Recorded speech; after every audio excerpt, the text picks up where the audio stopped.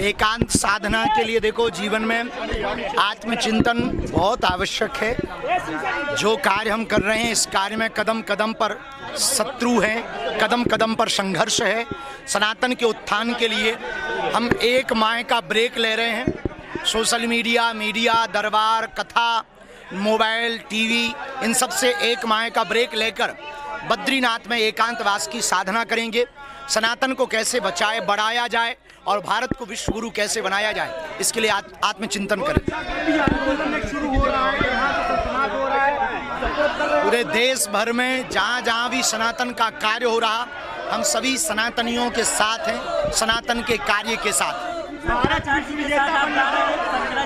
लखनऊ में आप जा रहे हैं? ऐसी हमको अभी कोई सूचना तो नहीं है और हमारा ऐसा कोई भी विचार नहीं है। कथाओं की बहुत व्यस्तता है और सब अलग अलग जगह पर सभी लोग कार्य कर रहे हैं देश के लिए, सनातन की। गंगा माता जी की पूजा की गई और वीर शिवाजी, जिनका जीवन ही गौ माता की रक्षा से आरंभ होता है, उनसे प्रेरणा प्राप्त की गई, उनकी जयंती मनाई गई। और अब हम लोग यहाँ से कल प्रातःकाल शुभ मुहूर्त में निकल रहे हैं, देव दर्शन करते हुए, प्रार्थना करते हुए लखनऊ की ओर, और वहाँ पर गौ माता की रक्षा के लिए लड़े जाने वाले धर्म युद्ध का शंखनाद किया जाएगा।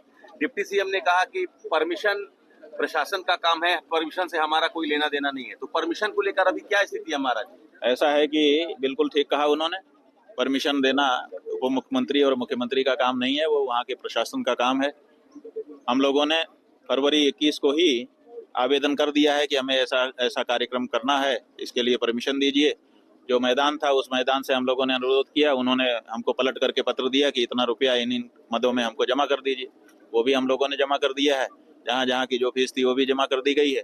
तो वो प्रोसेस में है, वो जब तक हम वहाँ पहुँचेंगे हो जाएगा जी। और दूसरी बात यह है कि आप लोगों के सामने ही उप मुख्यमंत्री जी यहाँ से कह के गए कि हर व्यक्ति का गौ माता के लिए आंदोलन करने का अधिकार है, शंकराचार्य जी का भी है।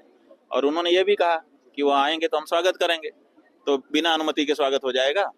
और जो प्रशासन होता है वो शासन की मंशा को देख करके चलता है। तो जब शासन कह रहा है कि वो आएंगे तो हम स्वागत करेंगे और सबको अपनी बात कहने का अधिकार है, तो इसके मद्देनजर क्यों परमिशन नहीं मिलेगी? बिल्कुल मिलेगी और वहाँ पे हम लोग अपनी बात कह पाएंगे। बागेश्वर धाम जी कह रहे हैं कि अभी तक विद्या मठ से कोई उनको आमंत्रण नहीं मिला। बात यह है कि आमंत्रण हमने किसी को नहीं दिया है, यही तो हम देखना चाहते हैं कि गौ माता के लिए कौन कौन कहाँ कहाँ खड़ा है।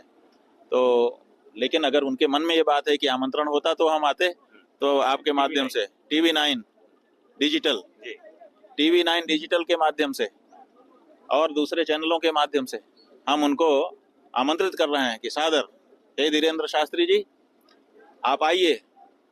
आप ये चाहते भी थे, आपके पहले भी वक्तव्य आए थे कि हम सबको एक होना चाहिए, तो गौ माता के लिए हम सब एक होकर के खड़े हो जाएं और गौ माता की रक्षा की आवाज को बुलंद करें। तो आपका स्वागत है, आप आइए। 7 मार्च को क्या कार्यक्रम होगा, कितने बजे रवाना होंगे महाराज? ऐसा है कि कल ही 7 मार्च है, शीतला सप्तमी आज है, कल अष्टमी नहीं, अभी तो अष्टमी दूर है। तो हम लोग यहाँ से प्रातः 8:30 बजे प्रस्थान करेंगे। पहले चिंतामणि गणेश जी जाएंगे, फिर संकट मोचन हनुमान जी जाएंगे और वहाँ से आगे निकल जाएंगे जी। तो अभी तक क्या लग रहा है महाराज जी, कितने लोगों का समर्थन मिल रहा है गौ रक्षा को लेकर? ऐसा है कि हम ये सब नहीं गिन रहे हैं, हम तो ये जानते हैं कि जिसके मन में गौ माता की रक्षा की प्रबल भावना होगी वो काम धाम छोड़ करके आएगा और खड़ा होगा। अब वहीं देखेंगे कि कितने खड़े हो रहे हैं, है ना। हमारा कोई संगठन नहीं है कि हमने सब जगह गाड़ियां लगा दी हों और पूरी के पैकेट बंटवा दिए हों कि ये गाड़ी खड़ी है और ये पैकेट है और ये साड़ी है, चले आओ। हमारा कोई राजनीतिक रैली नहीं है, शुद्ध विशुद्ध सात्विक भाव से हमने आह्वान किया है। अब उसमें जो बहुत मजबूर होगा वो हमारे पास संदेश भेजेगा कि हम तो आना तो चाहते थे लेकिन नहीं आ पाए, तो उसको हम नंबर 2 की कैटेगरी में रखेंगे। और जो काम धाम छोड़ के आके खड़ा हो जाएगा उसको नंबर 1 में रखेंगे।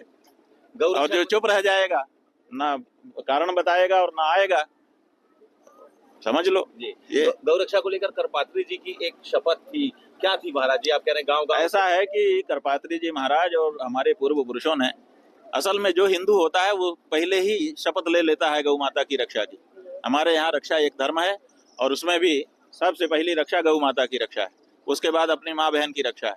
ये 2 रक्षा तो हर हिंदू को करनी ही पड़ती है, और बाकी भी कोई निर्बल हो, उसको सताया जा रहा हो, तो उसकी रक्षा करना भी हिंदू का कर्तव्य होता है। तो सबसे पहले हम लोग गौ माता की रक्षा करते हैं। इसीलिए हमारी जो सबसे यूनिवर्सल पहचान है, सार्वभौमिक पहचान है, वो गोत्र है।